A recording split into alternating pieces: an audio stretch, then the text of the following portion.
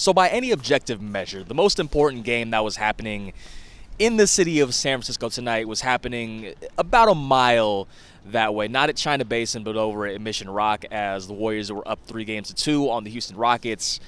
They lose that game, and I didn't have a chance to watch that much of the game aside from looking at some box score and some highlights, and Draymond Green getting his latest foul on Jalen Green, or flagrant foul rather, on Jalen Green. But now the Warriors are tied back up at 3 games apiece against the Rockets. They got to go to Houston. They got to win a Game 7.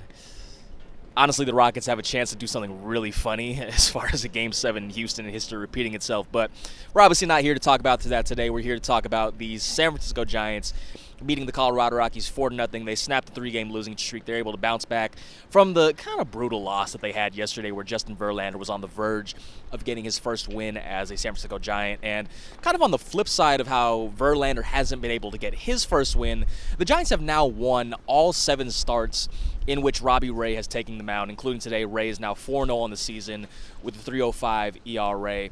And this is the first time in Ray's career, well, not the first time in his career, but it's his first time completing 7 innings. I might as well read you his line score. I'm realizing I didn't do that. 7 innings, no runs, 2 walks, 8 strikeouts. This is the first time since June 12th and June 17th of 2022 that Ray has pitched 7 innings in back-to-back games. Now, obviously, he had the Tommy John surgery in 2023, and then when he returned in 2024, they were never going to go fully just unleash him.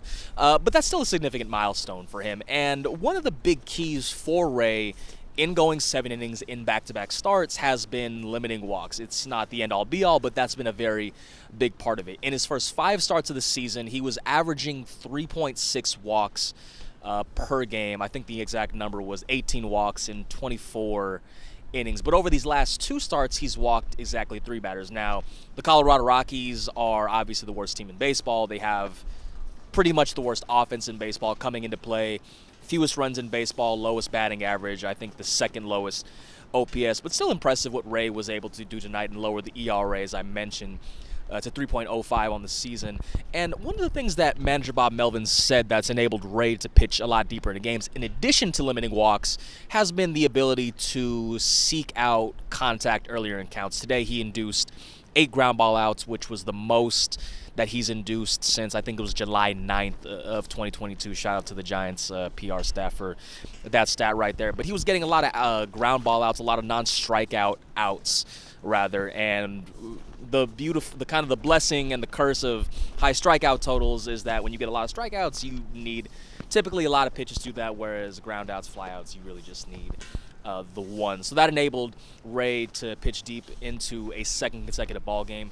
Was pulled after 86 pitches tonight, and he did have a chance, in theory, to go 8 innings for the first time since 2021, which was the year that he won his Cy Young. But Melvin said they didn't want him to go into the 8th inning because there was probably a strong probability that if he goes into that 8th inning, he's going to exceed the 100-pitch mark. But that allowed Hayden Birdsong to come in and pitch the final 2 innings of today's ball game. He pitches 2 scoreless innings. I think he's now up to, it's either 9-10 or 10-11 as far as not allowing a run in outings. His ERA is now down to a crisp 1.00 even on the season. They're actually showing the Good Luck Warriors thing on the Jumbotron right now. As far as the offense, they did all of their damage against the Rockies. Started today. They scored 3 runs in the 2nd inning, and they scored 1 run in the 3rd inning, that coming on a solo home run by Matt Chapman, and no doubter would have been a home run in all 30 stadiums in baseball. And it was a much-needed swing for Chapman. It was his 6th homer of the season. They also said it was his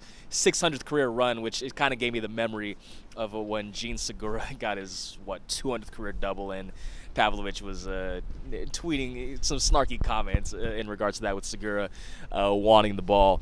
But heading into this game, in his last 10 games, Chapman had only had 4 hits in his last 10 games total. The batting average had dipped below the 200 mark. It's either creeped up to it now or is somewhere close to it. And as we mentioned in one of the previous videos, Chapman has been drawing a lot more walks compared to previous seasons. But when I talked to him about it, he said part of one of those reasons is maybe not getting the pitches that he wants, or when he does get the pitch, not being able to execute it with force, and as evidenced as here in the third inning today, he was able to do that.